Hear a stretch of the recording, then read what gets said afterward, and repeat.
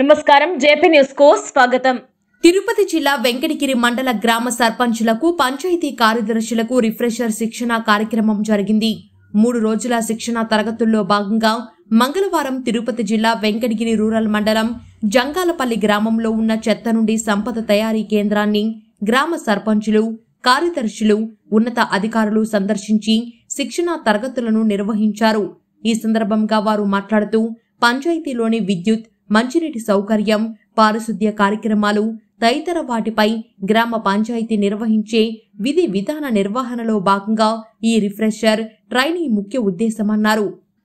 పంచాయతీలలో పారిశుద్ధ్యం, వ్యర్థాల నిర్వహణ, పంచాయతీ డెవలప్మెంట్ పరిశీలన విధానాలు, వీధి దీపాలు మరియు విద్యుత్ బిల్లుల నిర్వహణ, పంచాయతీలలోని గ్రీన్ అంబాసిడర్ లాంటి వారి జీతాల చెల్లింపు తదితర విషయాలను ఇందులో చర్చించారు.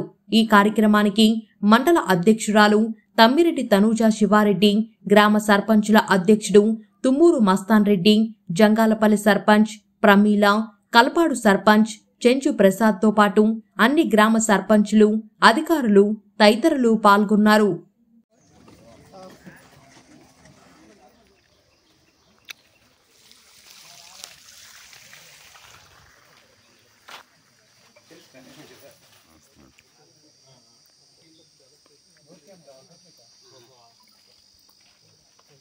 దానిపైన ఒక ఎజెండా తయారు చేయమని నేను మన కమిషనర్ గారికి చెప్పడం జరిగింది.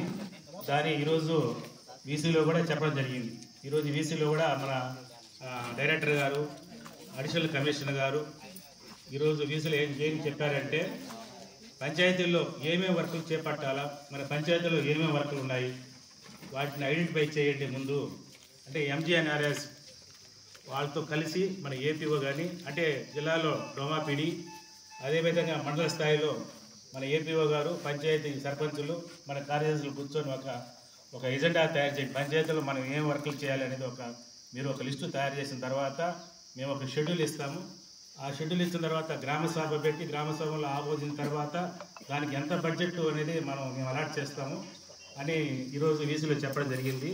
ఒక 2-3 కంపల్సరీ ఎస్డబ్ల్యూపీలు సక్సెస్ అవుతాయని భావిస్తున్నాను.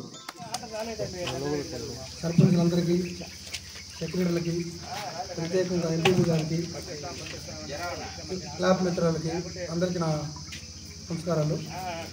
ఇంతకుముందు ఇప్పుడు రూప్మా సార్ చెప్పినట్టు ఖచ్చితంగా సర్పంచ్ అకౌంట్లోంచోనో లేదా పంచాయతీలో పడ్డ నిధుల్లో పనిచేయాలంటే చాలా కష్టమే. ఎందుకంటే అట్లా సెక్రటరీలు కూడా ఇబ్బంది పడి ప్రతి ఇంటికి పోయి ₹2 కలెక్ట్ చేసి ఆ అమౌంట్ని ఇచ్చి వాళ్ళకి శాలరీలు ఇవ్వమనడం, ప్రజల్లో కూడా అది భయంకరమైన వ్యతిరేకత ఏర్పడడం జరిగింది. ఎందుకంటే సెక్రటరీలు బాధపడ్డారు, దాంతో సర్పంచులు ఇబ్బంది పడ్డారు, పైన అధికారులు కూడా ఇబ్బంది పడ్డారు. ఎందుకంటే ఆ అమౌంట్ రోజు కలెక్ట్ చేయాలంటే అమౌంట్ ఏదైనా వస్తే కావాలంటే జనాల్లోకి తీసుకోవడానికి ఇబ్బంది ఉండదేమో, కానీ ఇవ్వాలంటే చాలా కష్టంగా ఉంటుంది.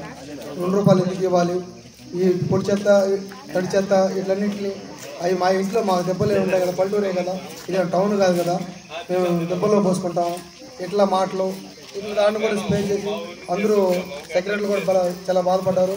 ఆ వెతుకుని మళ్ళీ సర్పంచులకు తీసుకొచ్చి వాళ్ళు కూడా ఇబ్బంది పడి సరిగ్గా శాలరీలు ఇవ్వలేక, మాకు పడిన 1-2-3 లక్షల్లో కూడా ఇంకా వాళ్ళు వదిలేక పనుల్లోని ఎక్కడున్నక్కడ పంచాయతీల్లో భయంకరంగా చెత్త ఉండిపోవడం వల్ల ఏదైనా పెళ్లి జరిగింది అనుకోండి, లేదా ఏదైనా గుళ్ళ దగ్గర కార్యం జరిగినా, ఇంకో దగ్గర ఏదైనా జరిగినా అవి సహజంగా ఇలా ఉన్నందువల్లే అది క్లియర్గా శుభ్రంగా ఉంటున్నది ఊరు. అదే మామూలుగా ఊళ్ళో ఏంటంటే వాళ్ళ ఇంటి వరకు వాళ్ళు శుభ్రం చేసుకుంటారు, కానీ రోడ్లో కానివ్వండి, ఏదైనా గుళ్ళ దగ్గర ఫంక్షన్ జరిగినప్పుడు, ఏదైనా కార్యం జరిగినప్పుడు అక్కడ చేయాలంటే ఈ క్లాబ్ మిత్రాలను ఉంటేనే ఒక నీట్నెస్గా ఉండడం. ఊళ్ళో ఏదైనా అధికారి వచ్చినప్పుడు కూడా మనం ప్రత్యేకంగా పెట్టి ఒక మనిషిని పెట్టి పని చేయించిన కన్నా వాళ్ళు నీట్గా చేసి డెవలప్మెంట్గా బాగుండేది. కానీ వాళ్ళు సరైన విధానంలో వాళ్ళు సరిగ్గా శాలరీలు ఇవ్వనందువల్లే ఈ ఇంతకుముందు రూప్మా సార్ చెప్పినట్టు కూడా ఇది చాలా వరకు ఫెయిల్యూర్ అయింది. ఎందుకంటే మనము గ్రామంలో పారిశుద్ధ్యం చేయాలంటే కావాల్సింది గ్రీన్ అంబాసిడర్. ప్రతిరోజు ప్రతి ఇంటికి వెళ్ళి చెత్తని సేకరించి, తడి చెత్త, పొడి చెత్తని సేకరించి అతను ఈ యొక్క చెత్త సంపద తయారీ కేంద్రం తీసుకొని రావాలి. దీనికి కావాల్సింది మొదటగా వారికి జీతాలు ఇవ్వాలి. ఈ జీతాలు ఏ విధంగా వస్తాయంటే స్వచ్ఛ భారత్ నిధుల నుంచి, అదేవిధంగా స్వచ్ఛ ఆంధ్ర కార్పొరేషన్ నిధుల నుంచి ఇవ్వగలుగుతాం. అదేవిధంగా గ్రామ పంచాయతీలో ఇప్పుడున్నటువంటి కొత్త ప్రభుత్వం ఏర్పడినాక PR1 అనే ఒక యాప్ని ప్రవేశపెట్టారు. ఈ PR1 యాప్లో ప్రతిరోజు గ్రామ పంచాయతీలో పారిశుద్ధ్యం, ఎక్కడైతే చెత్త వేస్తున్నటువంటి పోగులు ఉన్నాయో అలాంటివి, అదేవిధంగా గ్రామంలో చెత్తని ఏ విధంగా సేకరిస్తున్నాము, షెడ్యూల్ తీసుకొస్తున్నాము, ఇవన్నీ మనము దానిలో రిజిస్ట్రేషన్ చేయాలి. అనేది కొంతమందికి తెలుస్తుంది, కొంతమందికి తెలియదు. అలాగే మనము వెళ్ళి వాళ్ళకి ఎక్స్ప్లెయిన్ చేసినా కొంతమంది ఏమంటారు, మాకు తెలుసు అంటారు, కొంతమంది తెలియదు అంటారు. దాన్ని వివరించి మనము అలాగే తడి చెత్త ఒక బుట్టలో, పొడి చెత్త ఒక బుట్టలో వేసుకోవాలి. మన ఇంట్లో ఉండే ఆవరణం కూడా శుభ్రంగా పెట్టుకోవాలి. అలా పెట్టుకుంటే మనకి ఈగలు అనేటివి అలాంటివి రావు, ఆరోగ్యపరంగా బాగుంటుంది అని చెప్పి ఎక్స్ప్లెయిన్ చేస్తే వాళ్ళకి అర్థమవుతుంది. ఇంకోటి ఏంటంటే గ్రీన్ అంబాసిడర్ వాళ్ళకి శాలరీ పరంగా కొంచెం ఇబ్బందిగా ఉంది. వాళ్ళకి శాలరీస్ పడితే బాగుంటుంది. వాళ్ళ వల్లే కదా ఊళ్ళో ఉండే రోడ్స్ కానీ అవన్నీ బాగా అవుతున్నాయి. అందుకని వాళ్ళని కొంచెం గుర్తుపెట్టుకొని వాళ్ళకి శాలరీస్ మంచిగా ఇస్తే బాగుంటుందని నాకు ఈ అవకాశం ఇచ్చిన పెద్దలకి నా ధన్యవాదాలు. చేసిన పంచాయతీ సెక్రటరీస్కి, అలాగే సర్పంచులకి, ఇక్కడికి విచ్చేసిన పెద్దలకి, గ్రామ పెద్దలకి, మీడియా వాళ్ళకి, DPO సార్ గారికి అందరికీ కూడా నా నమస్కారాలు.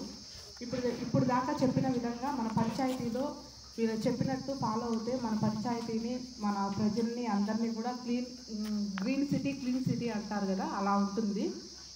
సో కాబట్టి ఇప్పుడు దాకా మనకు గత ప్రభుత్వంలో ఫండ్ ఏమీ రాలేదు కాబట్టి మన పంచాయతీలో వాటర్ ప్రాబ్లమ్స్ కానీ, ఎలక్ట్రికల్ ప్రాబ్లమ్స్ కానీ, రోడ్స్ అనేటివి చాలానే చూసాము.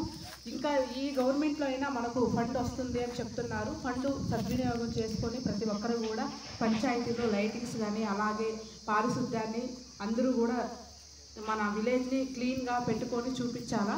ఎందుకంటే మన విలేజ్లో ఇప్పుడు డ్రైన్స్ అనేటివి ఎక్కడ పడితే అక్కడ వెళ్తూనే ఉంటాయి. గ్రీన్ అంబాసిడర్స్ వాళ్ళకి శాలరీస్ ఇవ్వకపోవడం వల్ల మన పంచాయతీలో ఫస్ట్ నుంచి కూడా కొద్ది నెలలు మాత్రమే వాళ్ళకి శాలరీస్ పెట్టాము. మధ్యలో బ్రేక్ అవ్వడం వల్ల కూడా మన తర్వాత వగేరా అట్లా అయిపోయింది అది. ఇప్పుడు ఈ ప్రభుత్వంలో వాళ్ళకి మన ప్రభుత్వానికి మనకి అలాగే నిధులు ఇప్పించగలిగితే మన గ్రామాలని కానీ మనల్ని కానీ నీట్గా ఉంచుకుంటాము. గ్రీన్ అంబాసిడర్స్ కంటిన్యూ అవుతారు. కంటిన్యూ అవ్వడం వల్ల సార్తో ఇప్పుడు చెప్పాను నేను, సార్ కరెంటు ప్రాబ్లం కూడా ఉంది అని, దాన్ని కూడా మీ దృష్టికి మా సర్పంచులు అలాగే సెక్రటరీస్ తీసుకొచ్చారు.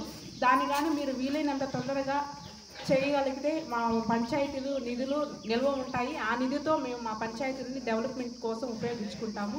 ఈ కార్యక్రమాన్ని మీరు ఇట్లా 3 days మాకు ప్రభుత్వం నియమించింది.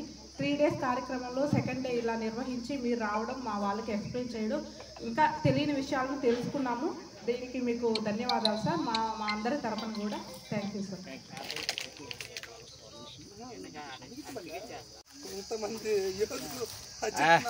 వీళ్ళందరూ వైసీపీ సర్పంచ్ మా